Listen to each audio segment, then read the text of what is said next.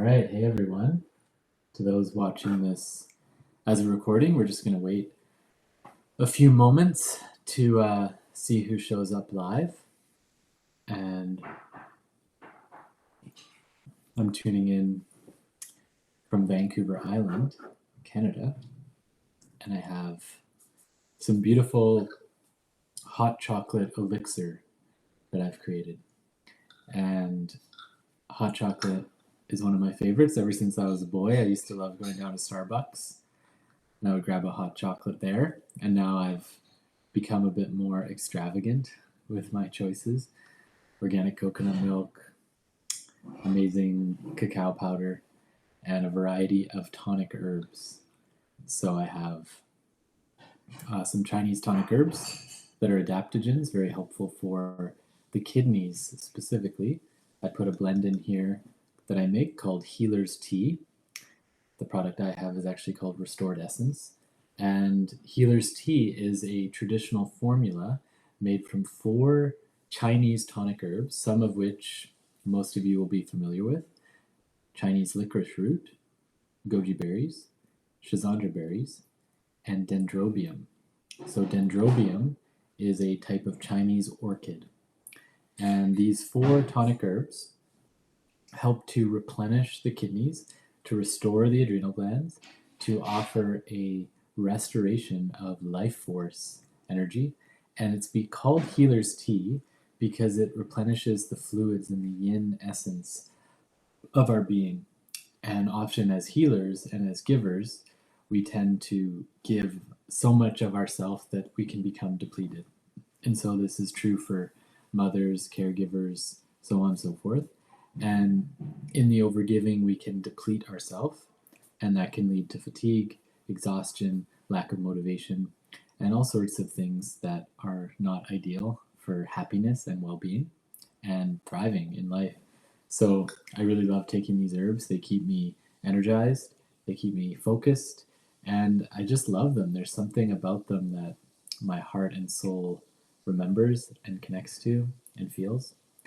And particularly the Chinese tonic herbs, as I feel a strong connection to like the Tibetan, Taoist, Chinese lineages, especially in this and other lifetimes, especially through Qigong meditation. So all that said, this is what I'm sipping on this afternoon.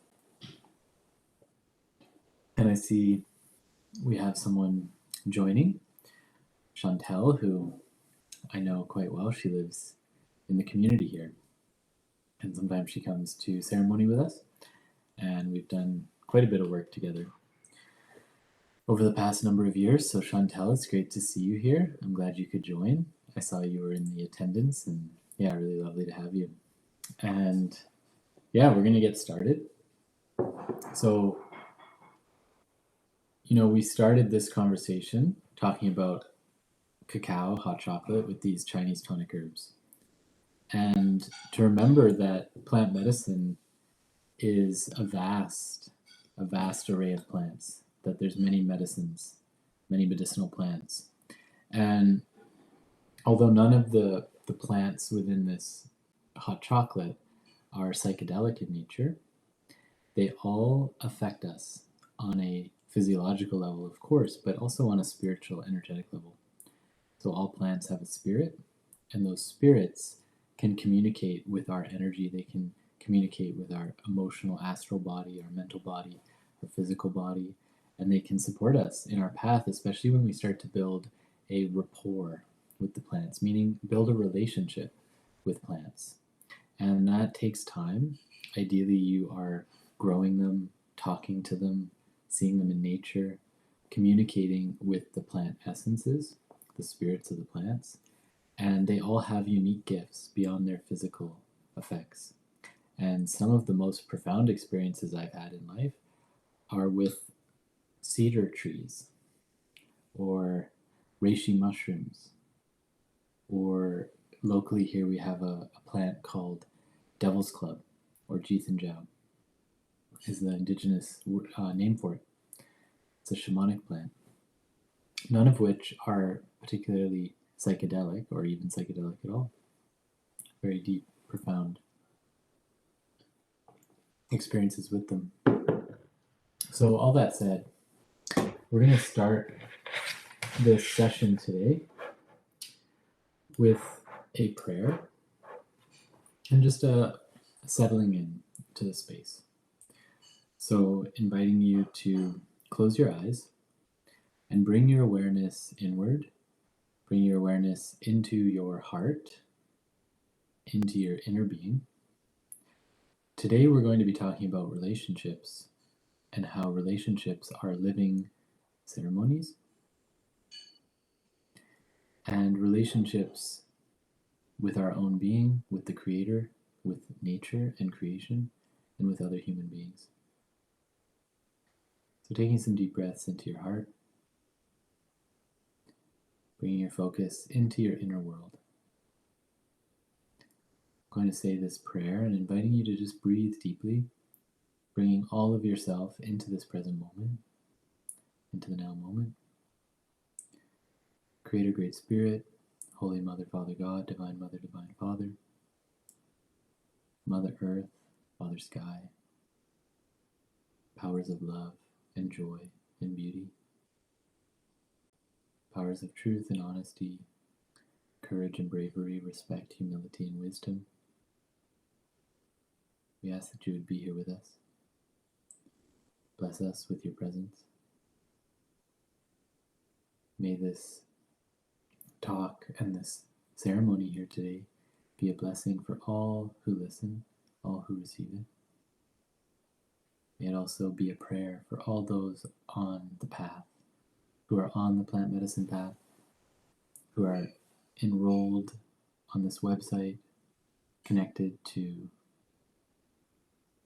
this organization, all those on this earth who are walking and talking with the Creator, who are on this path of love and betterment of self. We ask that through the great mystery, these words, these prayers, these intentions, the presence here, this recording can be a blessing upon this beautiful Mother Earth for the awakening and evolution of humankind and planet Earth. And so taking some deep breaths into your heart and placing one hand on your heart and rubbing your heart in gentle circular motions. And as you feel your heart smile into this space, as you bring warmth with your hand, smiling into your heart, and cultivating a warm, joyful, fuzzy sensation in your heart. Feeling a sense of love,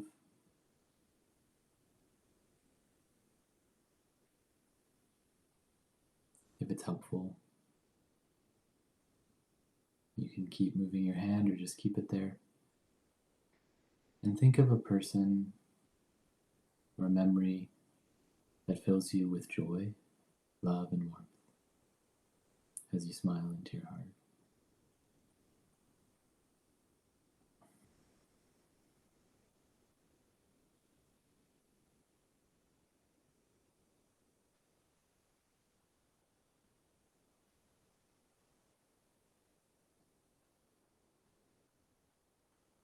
Feel a connection to this person or this memory.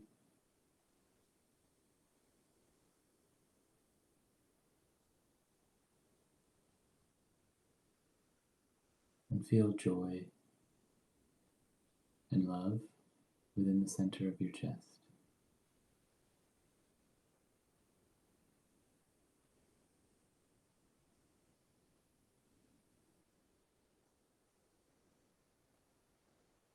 And so imagine as if this person is right in front of you. This memory is happening right now.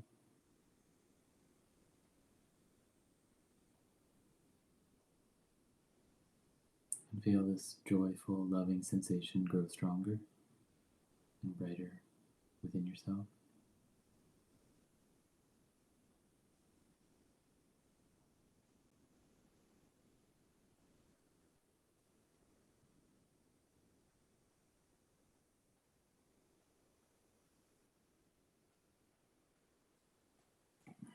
Keeping your hand on your heart or placing it on your lap. keeping your eyes closed, and breathing into your heart, bringing all your energy here now.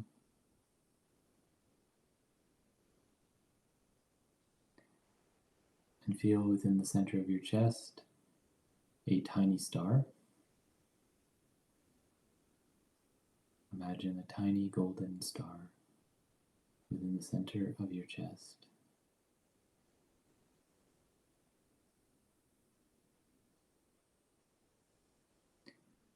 And whatever this star touches, it relaxes. It brings love and joy and presence.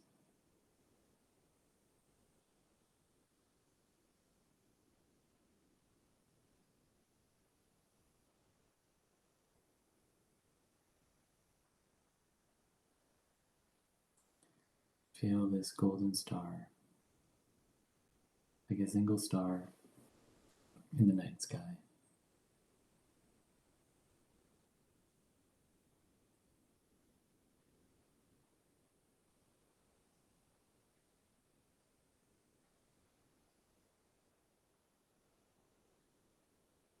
And breathing into it.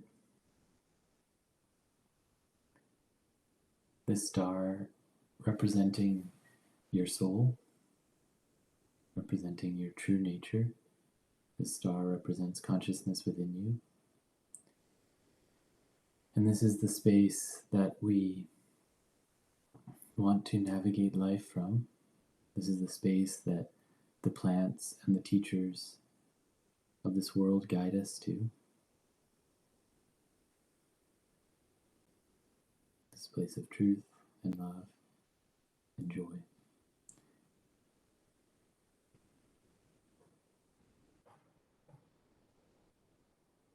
But this is the space that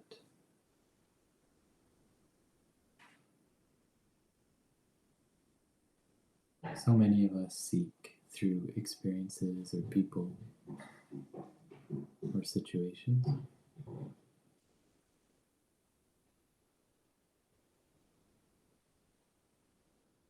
It's always here within us. When you bring this presence to your relationships, they tend to grow brighter, stronger, more fulfilling and satisfying.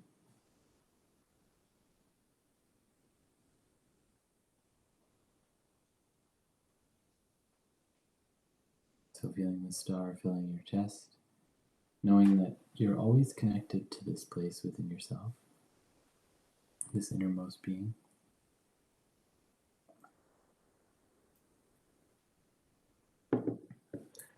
And coming back to center, back to the present moment, opening your eyes when you're ready. And so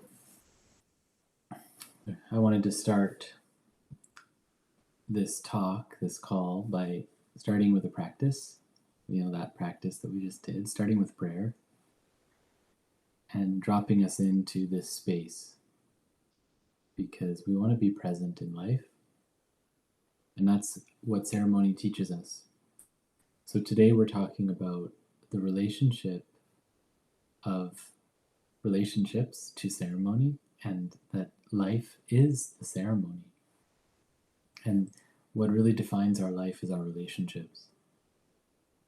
And so when we navigate life as ceremony and we navigate our relationships as ceremony, it can transform our entire lives on a very deep core level. I know it has for me. So to begin, when we talk about ceremony, that much of this community here sees plants as ceremony. However, there's many ceremonies that don't involve plants, or at least not psychedelic plants. So there's ceremonies like Sweat Lodge, Sundance, Vision Quest. In native traditions, there's fire ceremonies. There's even within churches, there's different ceremonies. And these ceremonies, each one has its own purpose. However, there's a commonality amongst them. And the commonality is that The ceremony is a space to invoke God, to connect to a higher power, and to connect to life moving through you. Connect to the flow of life within you and all around you. To connect to the power of the Most High within you and all around you. And to help you learn how to navigate your inner world and how to use the technology of prayer and intention and meditation to focus your mind and create a better life for yourself. So we know that a ceremony is working if our life gets better as a result of the ceremony. That when we leave the ceremony, our life improves, especially over the long term. So I see a lot of people in our modern world, especially in the Western world, that go from ceremony to ceremony. They go from retreat to retreat. And they're always consuming plants and always going to this place of ceremony. And in that, they go back to their life and things don't actually change. And they're not actually becoming more whole or better people. They're staying in the same ruts, in the same ways of being. And, that's not an optimal way to be operating, because it's a separate thinking that somehow life is different than ceremony, where life in and of itself is the ceremony. So the way that I learned it is that, kind of like when you want to go to a ceremony and someone invites you, and you're like, hey, do you want to come to this ayahuasca ceremony or this sweat lodge ceremony or whatever it might be? We're going this weekend. Do you want to come with? In your humanness, you get all excited and maybe a little nervous. And you're like, okay, let's do it. I'm going to come to and attend and be part of this ceremony. And you make the decision and you get all your affairs in order and you go on the trip, the journey, whatever is needed to arrive. And you arrive at the ceremony and you have your experience. And then you go back to life. And when we're spirit and we're coming into the world of being a human before we incarnate, it's similar. The Creator says, hey, do you want to have an experience on my behalf? Do you want to experience being a human on my behalf? And go be part of this amazing ceremony on planet Earth. And when we say yes to that, we enter the ceremony of being human. And we come to Earth. And whatever we experience here is part of the ceremony. And the Creator gave us these technologies of the plants, the plant medicines, and the technology of the sweat lodge, and the technology of these different ceremonies to help us remember who we truly are, to remember our Divine Mother, and remember our Divine Father, and remember the beauty of this existence, and to remember that we came here to have a beautiful experience on behalf of the Creator. We didn't come here just to suffer or to be in misery. We actually, that's part of the human experience. However, ultimately, we came here to experience the joy and pleasure of being human. So the Creator gave us this opportunity. It's a very blessed opportunity. And He gave us the technology of the plants to help us stay in communion with the divine, to stay in communion with our own soul and heart, and to remember love again and again so that we can bring that into the ceremony of life. So similarly, when you're in a plant medicine ceremony, there's often a variety of rules. So I just see a hawk flying above my house here, a red hawk. So that's a good sign. So within a ceremony, there's rules, and those rules help you to remember, like, oh yeah, I'm in ceremony. So you have to walk in a certain direction. Often it's a clockwise direction. Or, you don't make offerings to the fire, or if you do, it's only with tobacco. And every moment there's an emphasis on being very present and mindful and being in prayer and, staying inward and quiet and maybe not talking too much. Or if you do talk, to keep it relevant to the space. So all of these things are here to help us remember that we're in a ceremony, a plant medicine ceremony, and we go to ceremony to help us remember in the bigger arc of our life that we're here to walk and talk with the Creator every second of our day. So in a ceremony, we're here to walk and talk with the Creator every second of the ceremony. Right? If you're in a sweat lodge, you're there to pray the whole time and to be with the Creator. When you're doing your spiritual practice, you're here to be with the Creator in every moment of your day, every moment of your practice. And as life is the ceremony, we're here to walk and talk with the Creator every moment of the day, every moment of our life. So the going to these plant medicine sits help us remember that so we can bring that into our life. So it's kind of flipping the paradigm upside down, that rather than like living a normal life and then going to ceremony to have some peak experience, life becomes that experience, and then we go to ceremony to rejuvenate, to renew ourselves, and to remember and remind ourselves. So that's how we want to live our life, to live in a loving way. And what defines life as a human, what ultimately defines the human experience is what, right? Like, what is it that makes the human experience what it is? Like, what is the defining aspect of being a human? It's our ability to relate, our ability to be in communication, to have relationship. So humans are very unique in that on planet Earth. We have the capacity to be self-aware. So animals and plants, they have a limitation in that regard. They don't have the same level of self-awareness. They can't self-reflect in the way that humans can. It doesn't mean we're better than. We're actually part of a great circle, and all are equal in the circle. That said, we're given unique gifts and opportunities and a unique experience in our ability to be self-reflective. And in that, we can have, literally, you can have a relationship with your own self. And you can have a relationship with God. And you can have a relationship with all of creation. And you can have a relationship with other people, of course, other humans. And so relationships are this core part of the ceremony of life. They are what define our human experience. If you have beautiful relationships, your human experience will be so wonderful. If you struggle in your relationships, it will create quite a challenging experience of being human. I know for me, some of my greatest joys and peak experiences have come through relationships with other humans, and some of the most challenging, difficult, and traumatic experiences of my life have come through relating with other humans. So it's this double-edged sword, that it can be a source of great suffering and sorrow, or a source of great joy and beauty, these human relationships.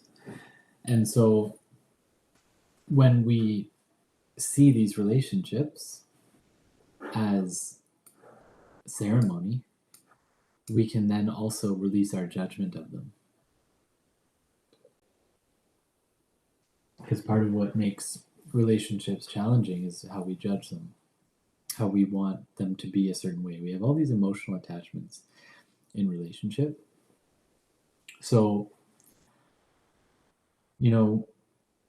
I was talking earlier with a woman named Wolfie. I don't know if you guys know her. She's part of the plant medicine path, and she did this intake call. And she told a story while we were talking, and it reminded me of my own story and how we go to ceremony and we have these peak experiences, but sometimes we don't actually have integrity in our life. We don't actually do the thing that is what the Creator wants us to be doing, which is to live in a loving way. So many years ago, I was down in Colombia participating in a variety of plant medicine ceremonies, and I'd kind of like run away from home, is how I like to call it. Like, I didn't do it with that space or mentality, but I was in my 20s and I was running from myself. I was running around all over the world, running from this elder to that healer to this ceremony to this place, that place, this plant, this vision quest, this sweat lodge. And, there was a rhyme and reason to it. I was learning. However, ultimately, I was seeking something outside of myself to fix the inner turmoil. And I was afraid to actually just be with the inner turmoil. And what home represented was that turmoil. So I didn't want to be at home. And in that, I had neglected some of my family. I didn't take the time to call my family. I didn't take the time to call my brother or my mother or my aunts or uncles. I would see them once or twice a year. And I remember I stayed up all night drinking some San Pedro. And it was early in the morning. The sun had just risen. Everyone had kind of gone to sleep, or they're back in their tents and, eating some food or whatever. And I'm sitting by the fire that had burned all night in the Maloka. Beautiful fire in the very center of this thatched roof and kind of dug into the ground up in the mountains. And I was sitting with this fire, and I had this really spiritual prayer that I wanted to share. And it was this really beautiful prayer. I was like, yeah, I'm going to pray. Because, especially in Colombia and South America, they just have this poetic way of speaking and this poetic way of praying. It's like so beautiful. It's like a poem or a song every time they pray. And so I'm like, oh, I want to make a really good prayer. And it was just me with the Creator. And I start praying. I'm like, I'm going to pray for my mom. And I start praying this really beautiful, really spiritual prayer. And I'm about halfway through the prayer, and I hear the voice of the Creator. And the Creator says, why don't you stop praying for your mom and call her? Just pick up the phone and call her. And I was, in the moment, I was quite humbled. I was like, oh yeah. And it was like, in that simple message from God, there was a transmission of like the living prayer that is good to pray. Like, there's nothing wrong with praying, and praying is a wonderful practice. There's a power in it.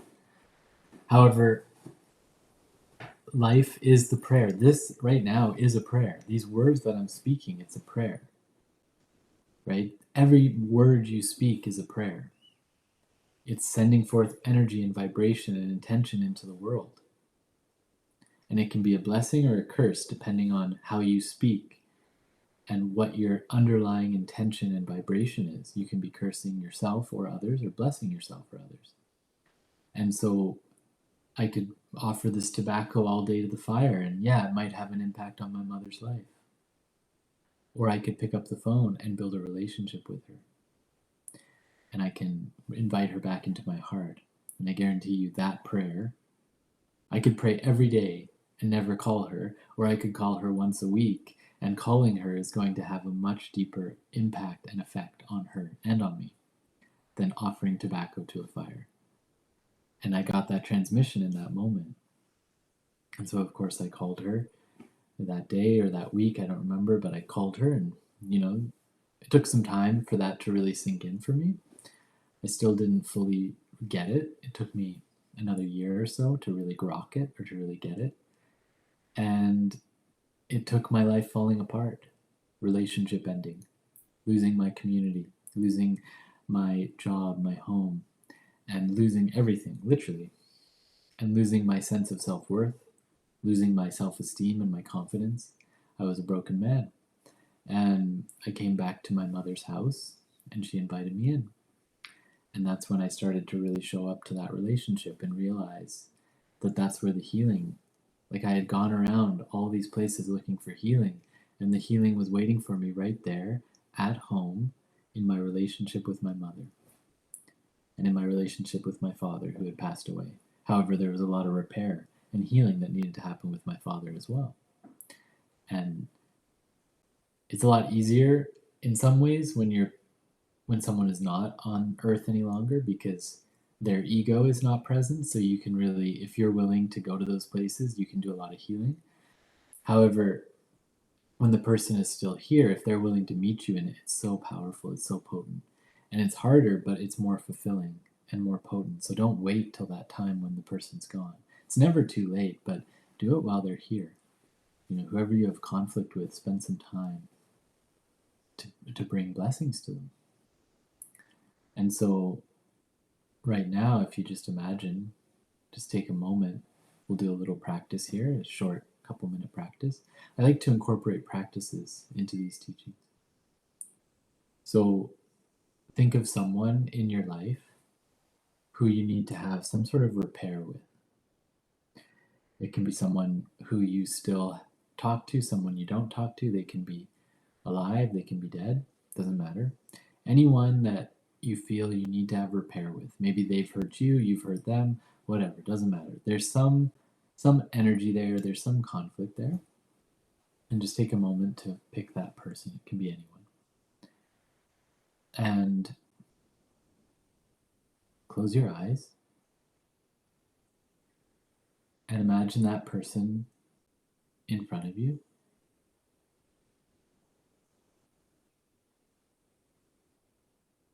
And imagine them happy. Imagine them smiling. Imagine them in their best state of being. And notice how that feels in you.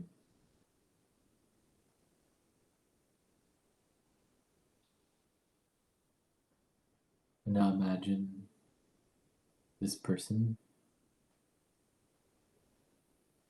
miserable.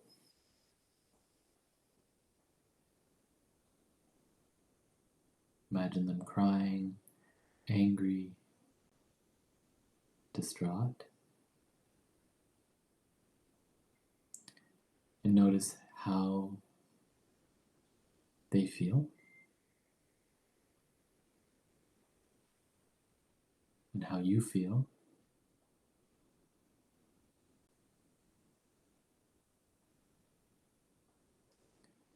And now imagine them happy again.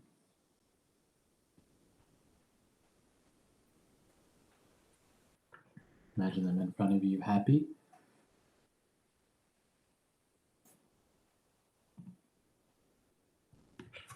Imagine them joyful.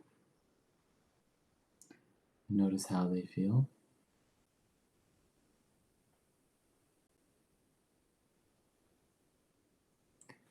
Notice how you feel as they're joyful and happy.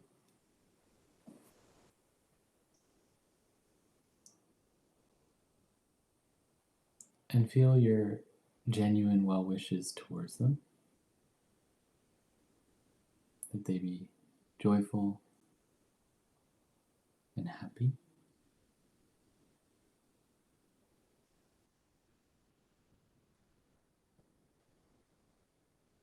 Imagine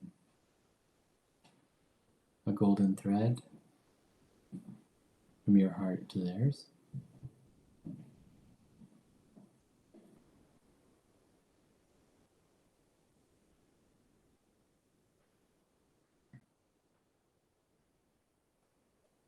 And feel love moving from your heart to their heart. Forgiveness, joy, blessings.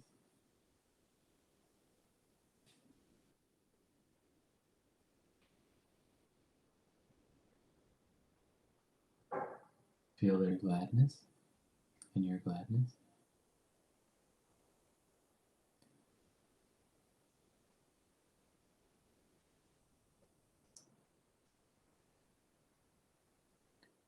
Now taking a moment to feel your higher self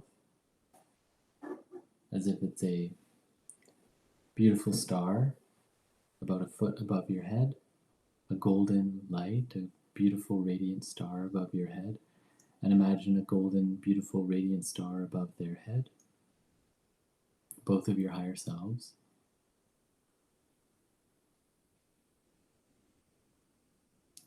And see these higher selves who are guiding you and your little human self and guiding this other person in their little human self. And can you feel the divine perfection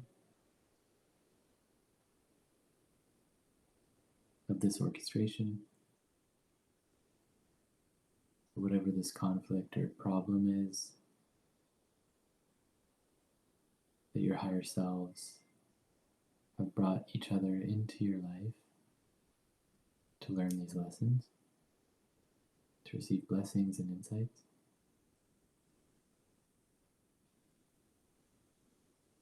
And can you feel your higher selves supporting both of you? Shining light upon your egos and your personalities. And in this moment, can you see that your higher self and their higher self is actually are working together? That you're both working together for the highest and best good of all.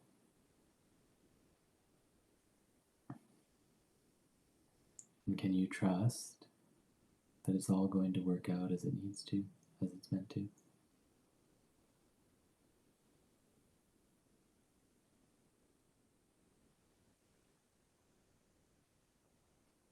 And in this moment, ask your higher self and their higher self to support you in forgiveness, in healing and repair.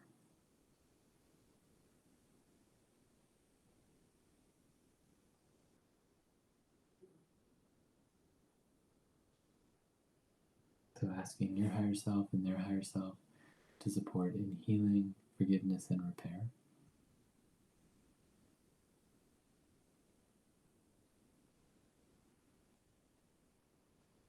And so be it. May it be so. So, opening your eyes whenever you're ready. And so this teaching conveys an important message that relationships come to teach us lessons, and sometimes relationships come to teach us through a hardship and a difficulty, a breakup, a betrayal. They come to teach us a lesson. And sometimes relationships come that are beautiful. They teach us what it means to open our heart and feel love beyond our wildest dreams. Sometimes relationships are meant to be so beautiful and amazing, and sometimes relationships are meant to be hard and difficult because our souls and our higher selves, it's how we teach each other. So if you think about it, like if you were God, and God was like, God as this, God not as this entity, but as consciousness itself. That God as the very fabric of existence, God is the creator of all, that all is God, all is made of God. And God loves all of creation. God made all of creation, so just as our parents love us, God loves us. And God sees and hears your prayers and your suffering, and God wants to help you work through it. How do you think God would reach you, especially if you're not able to hear him or her? Right? God is going to use people. God is going to speak through people. So a good example of this is that I was recently at a sweat lodge, and it was the closing sweat lodge. This was a sweat lodge we built about 3 years ago, and it was the closing of a cycle. The land was shifting owners or stewards, and it was time to release and let go of this sweat lodge. So it was a closing ceremony. And in this, I knew that it was a new beginning in my life. And one way we can symbolically create a new beginning is we can burn our clothes or burn our belongings. And, part of what, like I used to live on this land where the sweat lodge was. I moved about a month ago. And part of why I left is because the creator started speaking through my neighbor.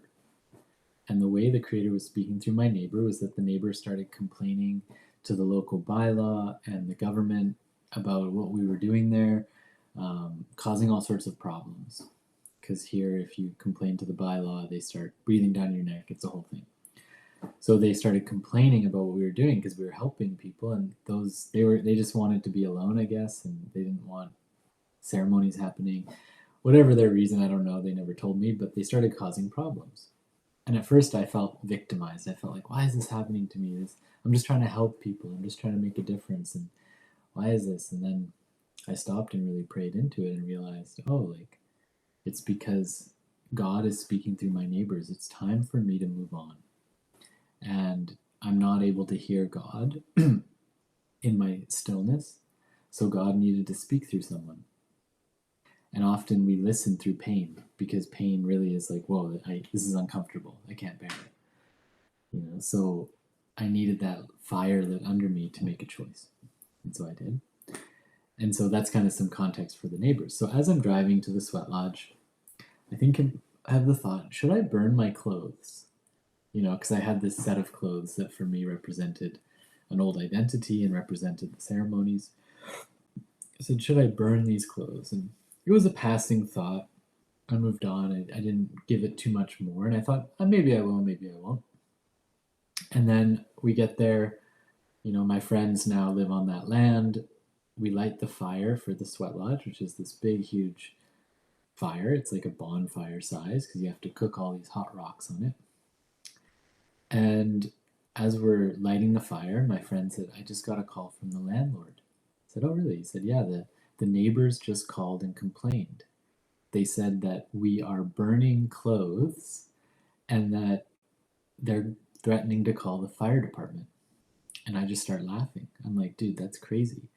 Because literally just 2 hours ago when I was driving here, I had the thought, should I burn my clothes today?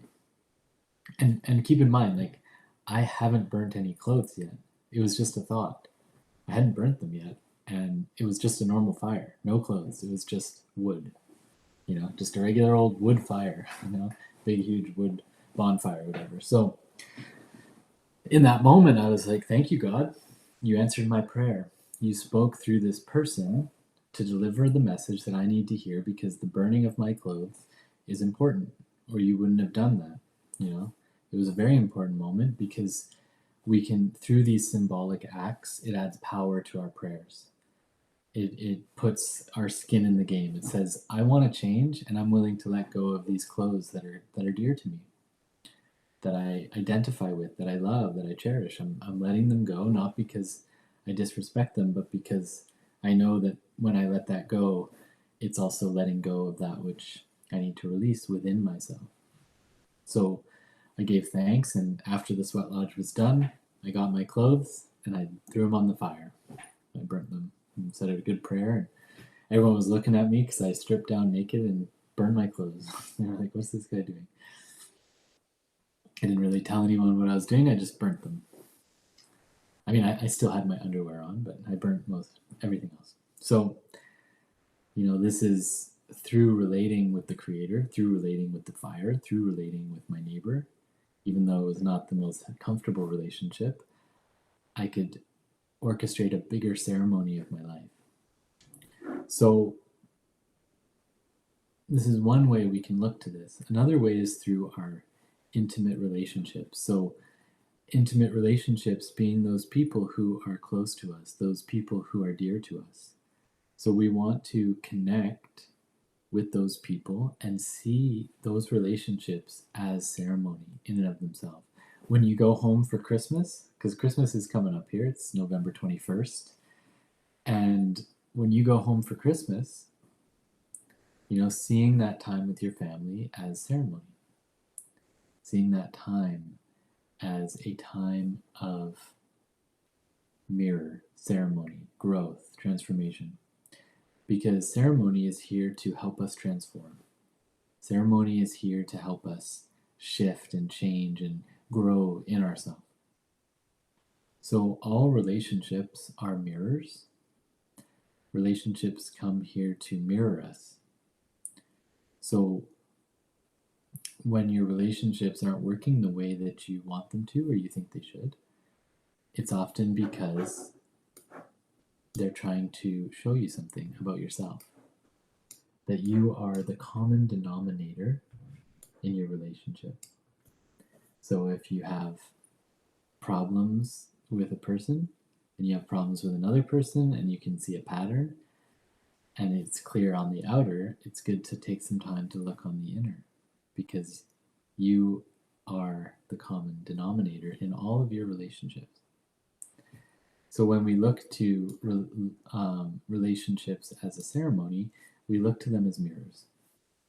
And if you want the mirror to change, then you need to smile. If you want the mirror to smile, then you need to smile. If you just think of looking in a physical mirror, right? If you don't like what you see in the mirror, then you need to change how you're expressing. You know, if you're all miserable and frowning and you say, man, I want to see a happier version of Robbie in the mirror, then smile. So first you smile and then the mirror changes. So it's the same with relationships, that when you change yourself and you change your innermost being, the people around you will change. So have you ever had those days where you feel really high and you're just like joyful and kind of on cloud nine? And you go out in the world and you orient to the world with that joy. Often everyone is reflecting it. You go to the cafe, you go to the grocery store, people are lighting up, people are happy to see you. And suddenly you feel so good because there's all this beautiful mirror outside of yourself. And then other days where you feel tired or depressed or unwell, then people reflect that. People will show you that. I know for me in my intimate relationships, I've always noticed that if I change my being, the other person will start to change with me, for better or for worse. So if I'm in an argument and I start getting into reaction, then the other person will start reacting. And if the other person, like if I change and stop reacting, then the other person will often stop reacting. There might be a delay, but they're going to mirror me. So we all have that power to lead and govern our relationships. And when we see it as such, then we can take action accordingly. We can say, oh, instead of resisting a relationship that doesn't feel good, we can come at it from a place of openness, from a place of curiosity, from a place of, oh, what is God trying to teach me about myself through this person? What is the Creator trying to show me through this person? And that's really where the juice starts to flow. Right? So instead of me getting in a big conflict with the neighbor, feeling all negative, instead I'm like, oh, what's God trying to teach me through this neighbor? And then it becomes a blessing. Even though the neighbor is being annoying and obnoxious, I can see as, oh, there's a blessing here. I'm learning, I'm growing through it. So it's the same in relationships, that when your partner, particularly in an intimate relationship, when your partner is reacting or in trigger, when you see it as, oh, okay, this is like the moment in the ceremony where I'm starting to feel uncomfortable. So if we relate it back to the idea of plant medicine, there's a moment with the plants where maybe you drink some ayahuasca or some peyote. And often there's a time when you start to purge and your stomach might start to churn and you start to feel nauseous and your body's starting to release something. And it doesn't feel good. It's uncomfortable. But it's ultimately getting you well. And there could be a moment in the ceremony where you feel worse than you've ever felt, but it's teaching you something. It's helping you let go of something. In the sweat lodge, sometimes it gets so hot it's like unbearable, but it's teaching you something about your mind. It's making you stronger. It's clearing something really deep from you.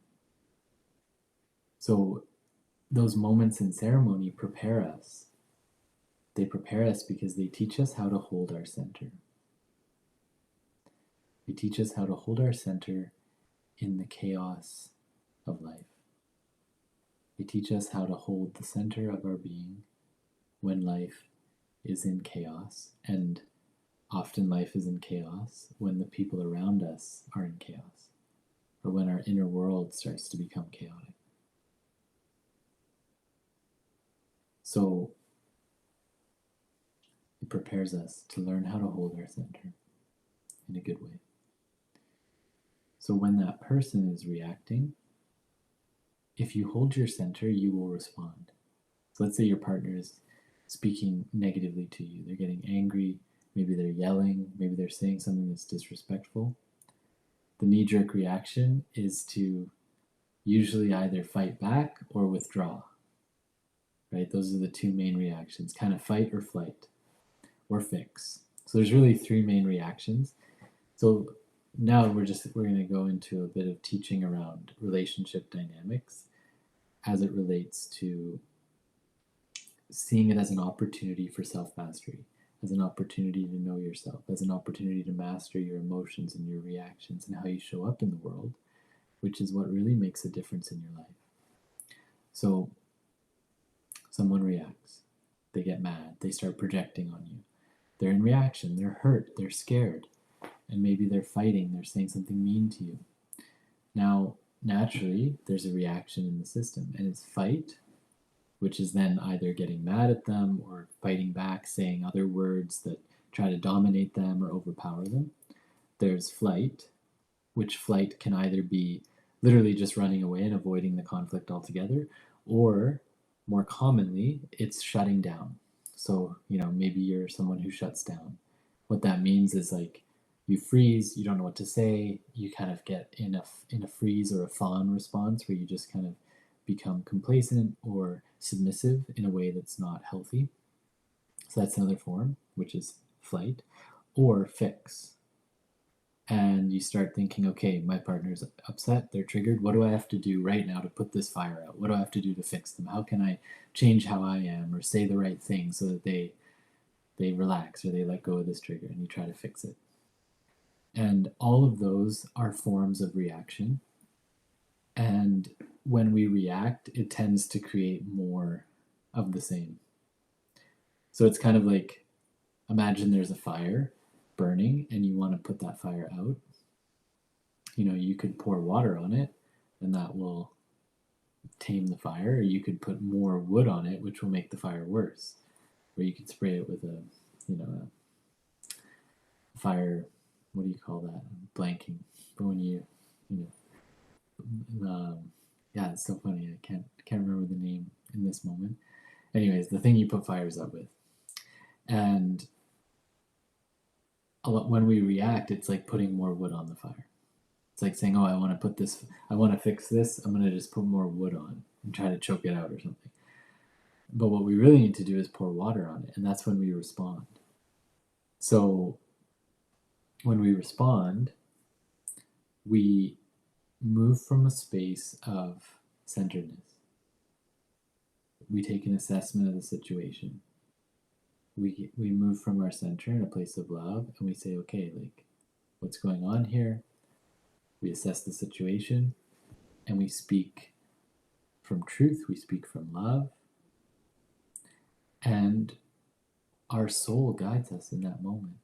Your soul will guide you how to move through that conflict. Sometimes that means, apologizing. Sometimes it means walking away, but talking about it first, saying, hey, I'm going to walk away, I'm going to take a moment, I need to ground myself, or take a moment to get some clarity, I'll be back. Sometimes it means holding your partner, especially as men. Sometimes the best thing we can do is take our partner in our arms and hold them. Other times, no, that's the worst thing you can do. It's a very intuitive experience. We have to listen to our heart in it. And this is where the ceremony prepares us, right? Where we are prepared through the ceremony to hold our center so that rather than react, we can respond. Because responsibility is the ability to respond. So when you respond, you're taking responsibility for your inner self. You're no longer reacting and projecting.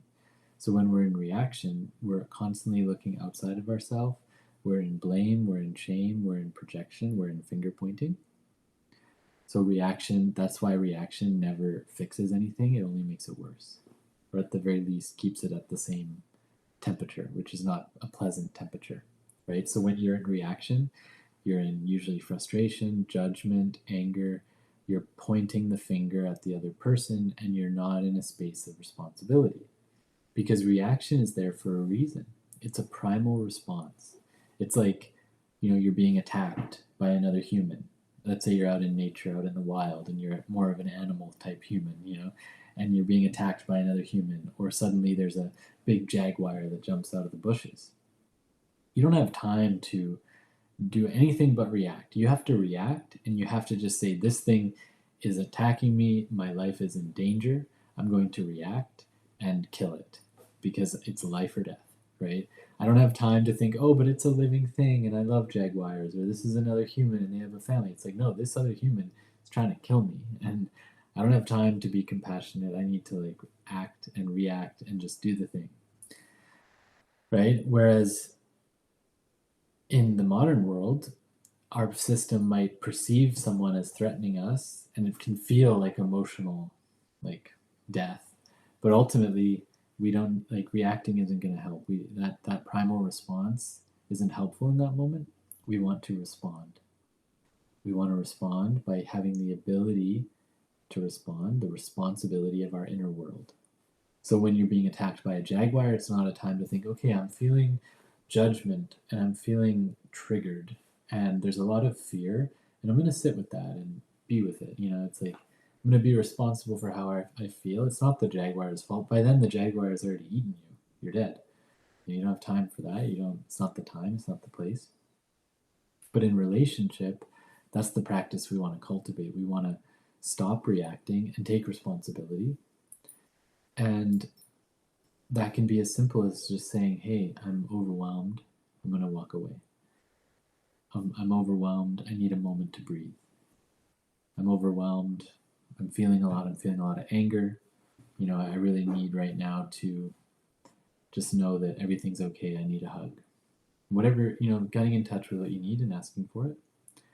So that's how we want to respond. Similar to in a ceremony, it's like you're getting well. It's like, hey, I need to step away from this circle where I'm going to throw up on everyone.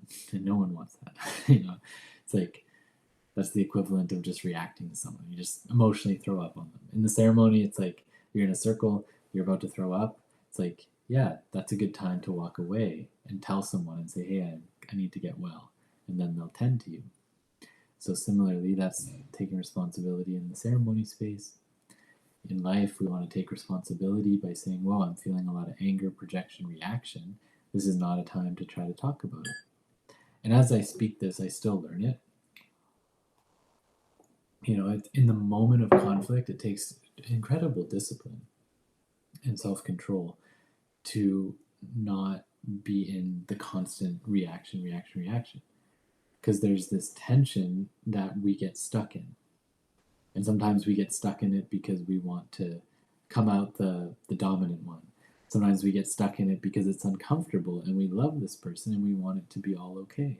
And it doesn't feel safe or good to walk away from that until we know all is well. Because it's like, oh, if I walk away, what if it never gets better? What if they abandon me? What if they leave me? What if they feel abandoned by me walking away? Whatever the story is.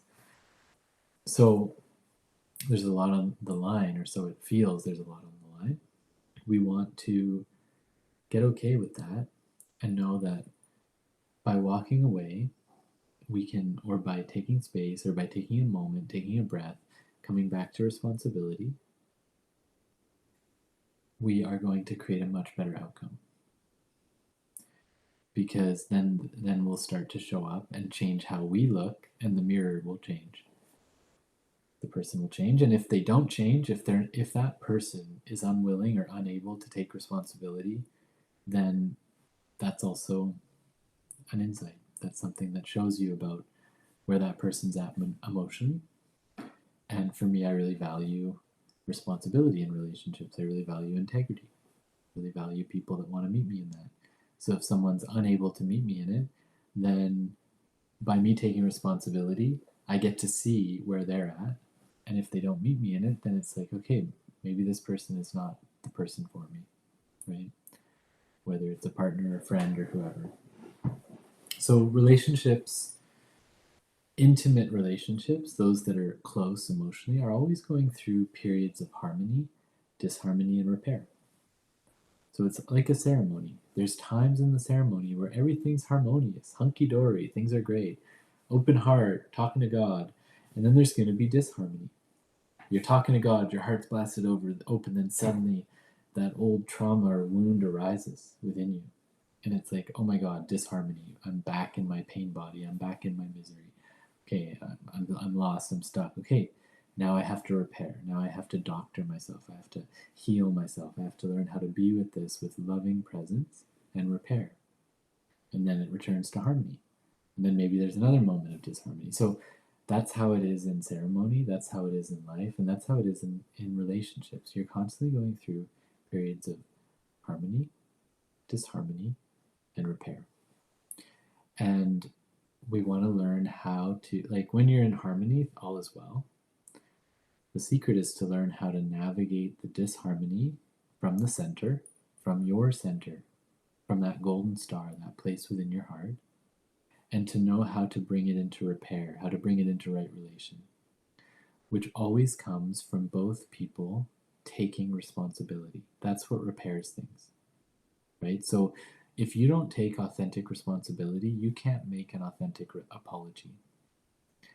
And if you don't take authentic responsibility for your pain and hurt, you cannot authentically forgive. So the apology and forgiveness is part of the healing and repair, always.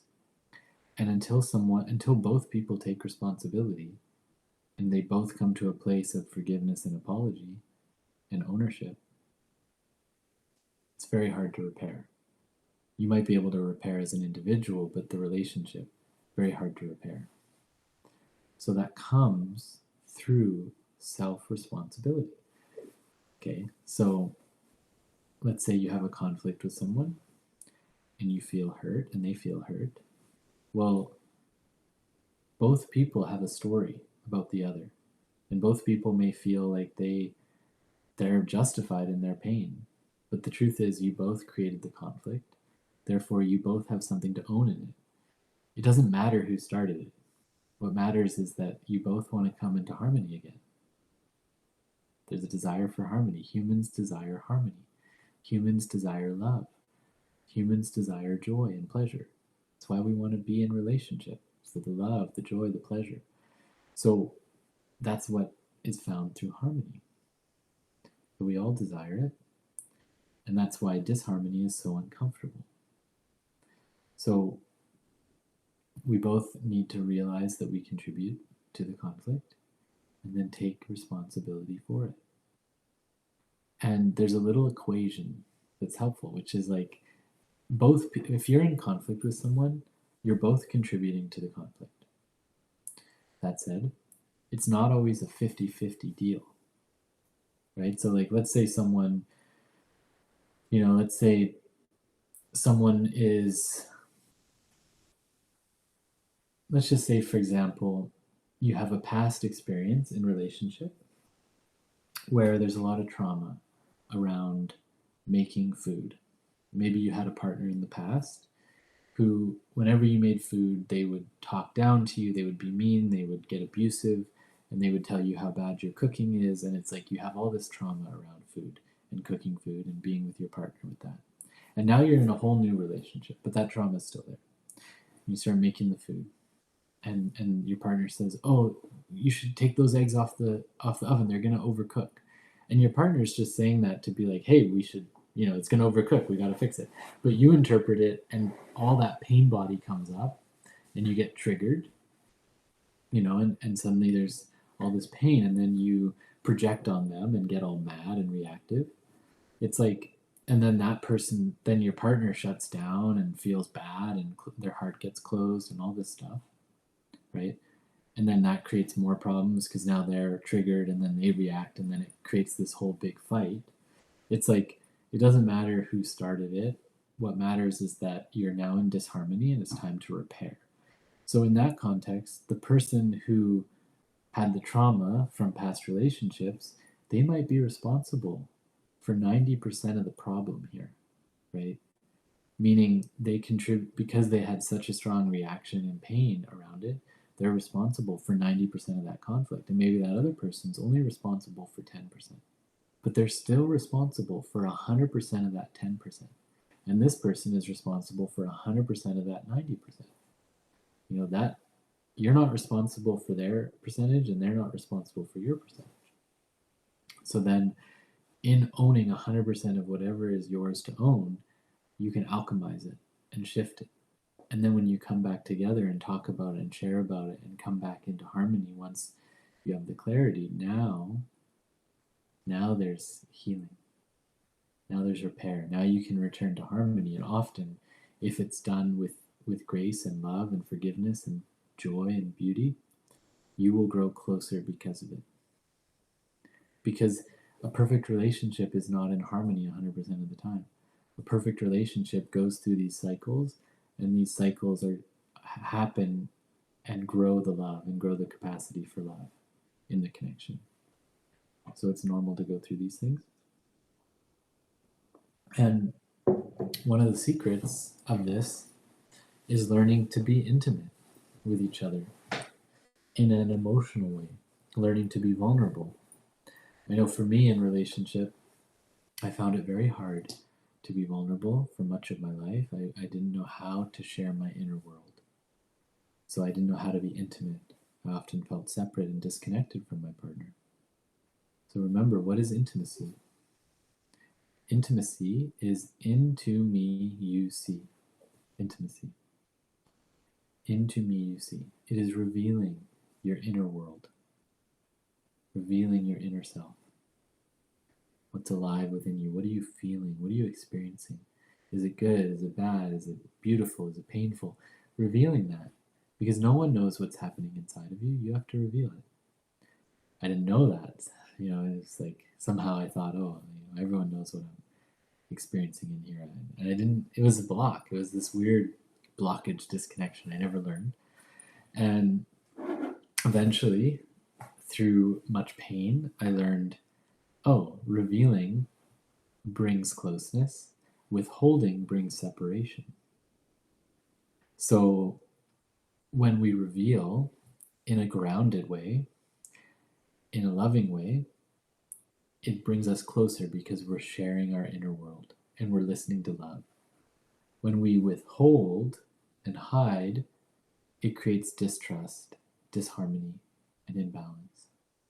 When we withhold, it comes from fear. When we reveal, it comes from love. So, if you're feeling something and triggered, revealing it in a grounded way is the best, always. It's like a good example. I mean, most of the time. I'll explain a bit more. So, for example, like a lot of times in relationships, we may be experiencing something. Maybe someone's having doubts. Maybe you're having doubts about your relationship. You're feeling like, I don't know if this is the person for me. You're like, I can't tell them. They might get triggered. They might get hurt. They might freak out and leave me. And I'm doubting, but I don't want to end the relationship. So I'm just going to keep this to myself. I don't want to stir the pot. And then you withhold. And then that person can feel intuitively. They feel that there's something going on, but you're not sharing. It starts to create distance. You're walling yourself off. Creating distance. That then creates more doubt because now you feel less connected to this person. And that person may be more likely to now go off and, cheat on you or leave you or make a different choice because there's more separation. Whereas if you simply come to your partner, the person you are walking in life with, and say, hey, I'm feeling doubt and I'm not saying I don't want to be with you. This is just my experience. I want to share it with you because I love you and I want you to know where I'm at, and I also want to work through this and find clarity and know the right way to move forward together. And sometimes just in that revealing in a way that's grounded and healthy and clear and loving can release the doubt. Or maybe your partner says, I'm doubting too. And then it comes to this place of you realizing you're not supposed to be together. So you never know where it might lead you.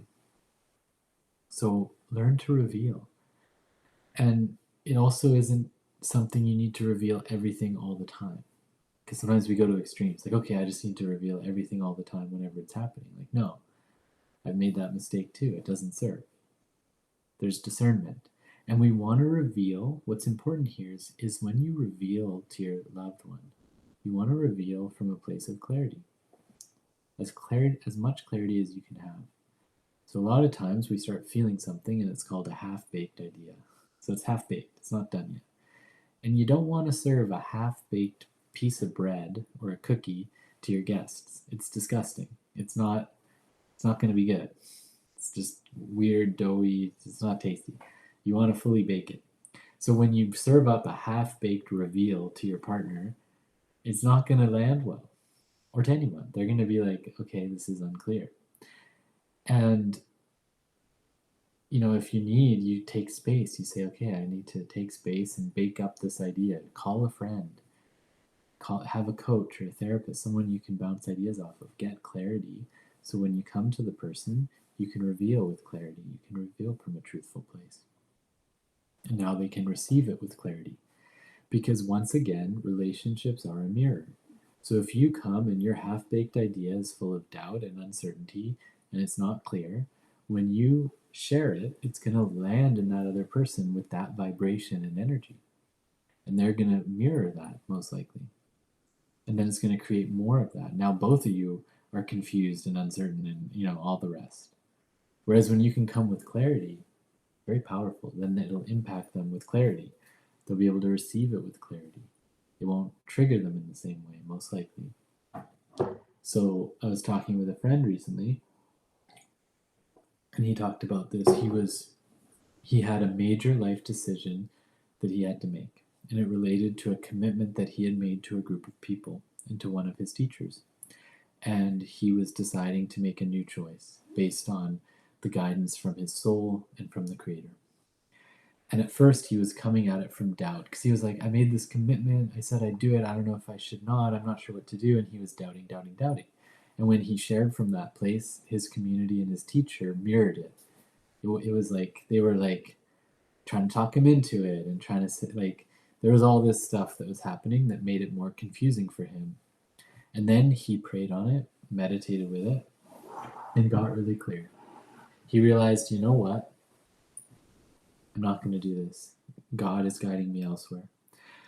He then came to his teacher and said it from that place. He said, I've come to my realization, and this is what I'm going to do. And his teacher said, that's amazing.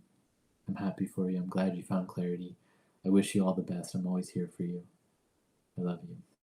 And, that was that. It was all good. So the moment he had clarity, his teacher mirrored it. When he had unclarity, his teacher mirrored it. So the universe works like that. We are the leaders of our life. So lead your life. You're the leader of your relationships as well. Your relationships will mirror you. So learning to be authentic, truthful with yourself, and then reveal from that place of truthfulness, honesty. Your relationships will be clear and clean. They will be truthful. Will be aligned with love, because love and truth are deeply connected. You can't have love without truth. So if you're not being truthful with yourself and with your relationships, then your relationships will lack love. That's just the way of things. So there's a principle that is helpful to understand in relationship, that the way we relate is with our voice and our heart in this relating. Most men have learned to close their hearts through culture, through pain, through conditioning. Most women have learned to close their voices. They've been shut down by others. They've learned to keep their mouth shut because it's not safe to speak truth. Because women speak truth, they're very truthful. And sometimes people don't want to hear truth. They don't want to hear the oracle nature of a woman, because people get invested in their lies. And so emotionally or even physically, women's voices have been shut down for a long time. The controlling and abuse of women for generations has done this. The best way to enslave someone and control them is to take away their voice. So as men, when our hearts are shut down, we begin to harden and we can no longer feel the impact we're having through our heart. We don't, when men can become cold and they can fall into the shadow of the male ego, the shadow of the warrior, where they can no longer feel and they can do horrible things and say horrible things and control and dominate and abuse. And in that, they don't feel it. They can't feel the impact they're having because their heart has been closed. So when a heart is closed or voice is shut down, it's very hard to connect intimately. So this is where if we want to create a loving union with someone and create good relationships, we need to open our heart and open our voice. And it's not gendered. Some men have shut down their voice, some women have shut down their heart, some people are shut down in their voice and their heart. So in order for you to have this type of relational field with your partner and create this beautiful ceremonial connection of mirroring and growth and transformation within relationship, your heart needs to be open and your voice needs to be free. So we're going to do a little practice for the last 10 minutes or so of this session. And we're going to start with opening our voice and our hearts. So we'll start with our hearts and then we'll move into our voice. So closing your eyes and feeling your voice, your throat, and feeling your heart. And just noticing what's alive in your throat. Is it open, closed? Does it feel free or constricted?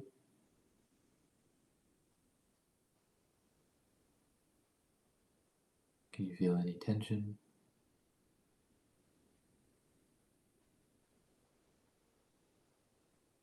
Take some deep breaths. And to help open your throat, imagine there's a string at the very top of your head, pulling your head up so that your head goes high, your spine straightens, and your chin comes down ever so slightly. So when you lift your head up, like there's a string lifting your head up, you'll notice that your chin naturally comes down a little bit, the back of your neck straightens. This helps to organize your throat chakra. It helps to close your gate at the back of your head and the back of your neck, which is a gate that should remain closed. It's a very delicate, sensitive area. Helps with the optimization of your throat chakra. So feeling that, feeling your throat with whatever's alive there. And wherever there's tension, wherever there's blocked energy, put all your awareness there and feel it. Let yourself fully feel it. Let go of any tension.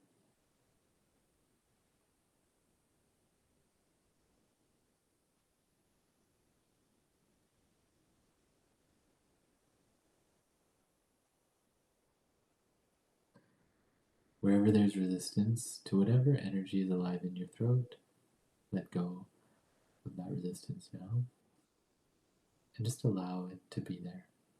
Fully embrace any tension within your throat. I know that sounds counterintuitive. Just allow it to be so. And now, what would it feel like if your throat was fully free and open?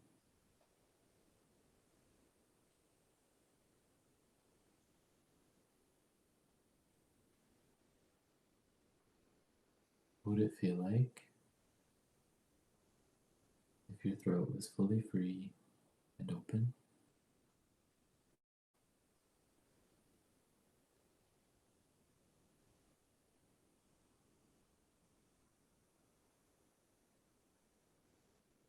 How would that feel?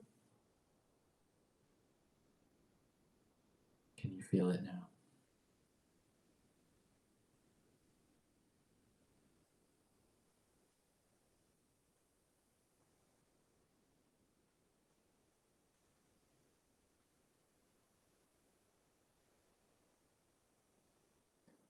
What would it feel like if your throat was completely free and open, if it was light and loving?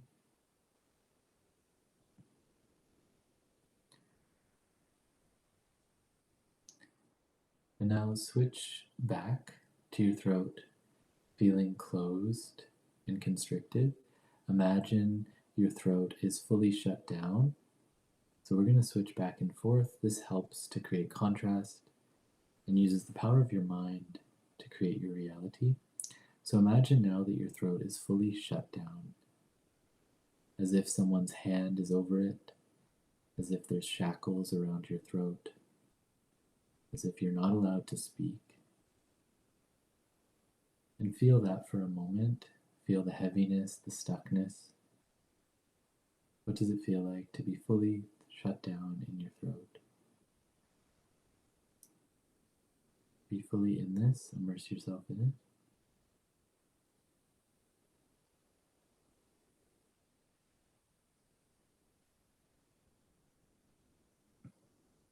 Be in the discomfort.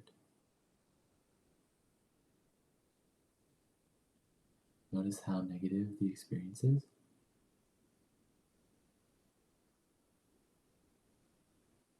And now switch back. Take a deep breath, let that go, and imagine your throat being fully open and free. Imagine the shackles being released. Imagine total freedom in your throat. What does it feel like for your throat to be fully open now? Fully free. Free to express, free to sing, free to speak.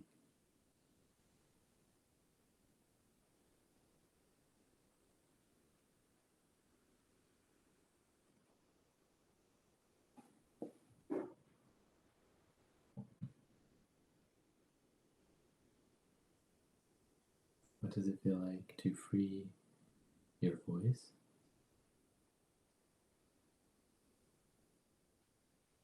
For your voice to be fully free, open, your throat to be fully free and open. Feel the lightness, the joy, the levity. Imagine all the things you could say,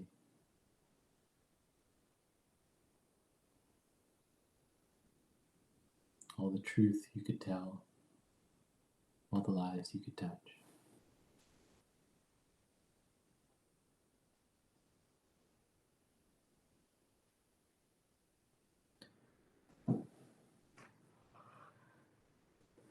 Keeping your head straight, your neck straight. And now go back for just a moment, just to experiment, just to see how it feels now to close down your throat. What does it feel like to fully shut down your throat? What does it feel like for those shackles to be put back on? Be fully with it. Allow yourself to fully feel it. Notice how it may be less intense now, or more, who knows. Imagine your throat is fully shut down, fully blocked. You're not allowed to speak. You'll be killed if you speak. You'll go to jail if you speak. Your throat is totally shut down. Your voice is totally suppressed. What does that feel like? Can you be with that? Can you imagine it?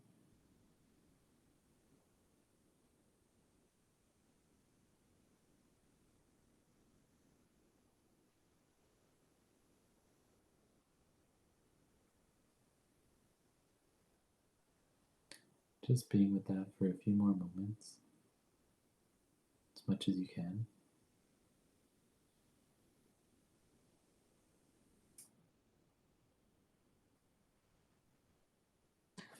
Now bringing your head up high, taking a deep breath and imagining your throat being open again. Go back to your throat being fully open, fully expansive, free. Free your voice. What would it feel like if you could speak your truth? You could speak with eloquence, you could speak with love, you could sing, you could say whatever you want, and it would land with beauty and grace in the world, and power and wisdom. What does it feel like for your throat to be fully open, radiant, loving? Imagine that now. Feel it. Be in it.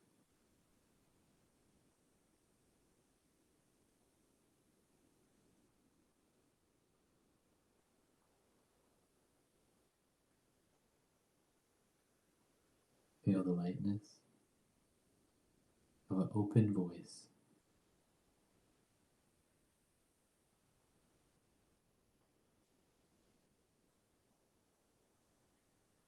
Feel the love of an open voice, an open throat.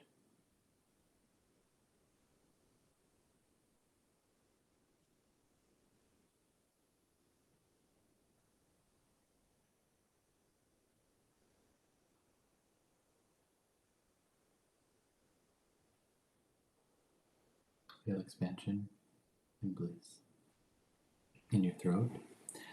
And now with this open throat, we're going to do 3 ohms together. So we'll do 4 actually. I'll do the first one. You can join in, and then we'll do 3 more after that.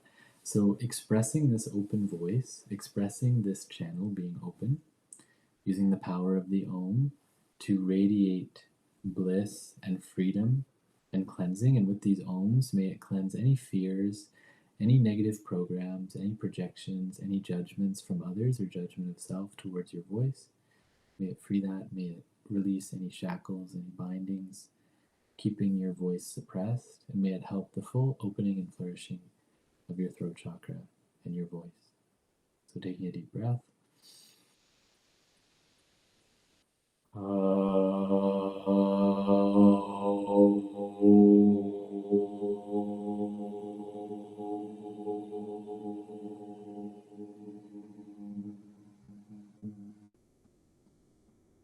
Really feeling this in your throat.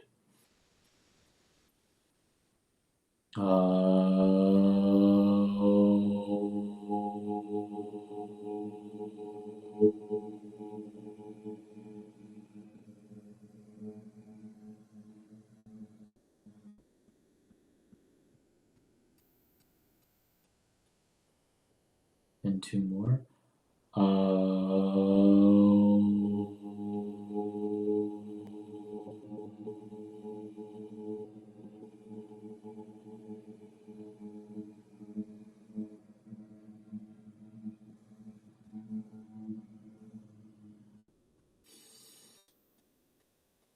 And once more.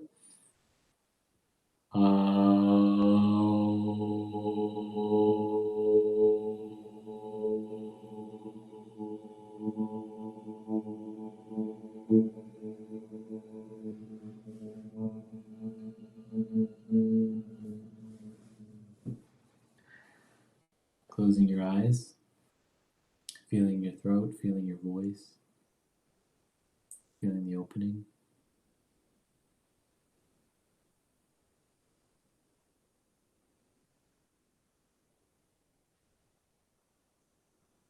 So, how does it feel to vibrate your throat? How does it feel to open your throat, to free your voice? May this bless your voice. May it bless the words that you speak. May it bless your channel. May it open you to greater levels of joy and expression and intimacy. May it support your connection with your prayer, your relationship with God, with your own heart, with others, with nature. All ceremony involves the voice. It involves invocation, prayers, songs, and all relating is through the voice and the heart. Open your voice, and you'll find all your relationships benefit. Learn to speak truth, be authentic, have integrity in all your relationships. Align your voice with the truth of your soul, the truth of your being. And every word becomes a blessing. Every sound.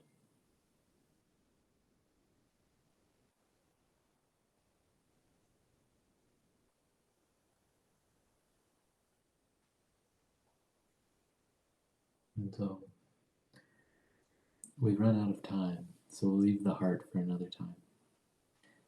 If you want some heart-opening meditations, you can find them on my Insight Timer. I have some various heart-opening meditations. So remember to relate deeply in relationship, to make the ceremony of life beautiful. Open your heart and free your voice.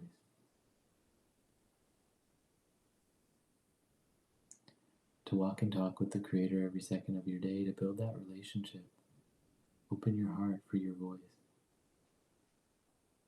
To have a good human experience, open your heart, free your voice. It makes the ceremony of life so beautiful, so wonderful.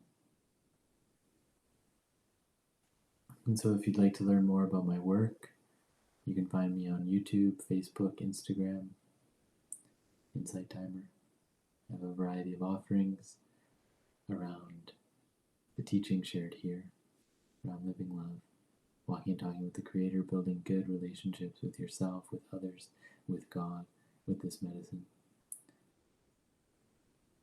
And I would love to hear from you. So stay connected, reach out, and have a beautiful weekend. Have a beautiful rest of your day. Thank you so much. Goodbye, everyone.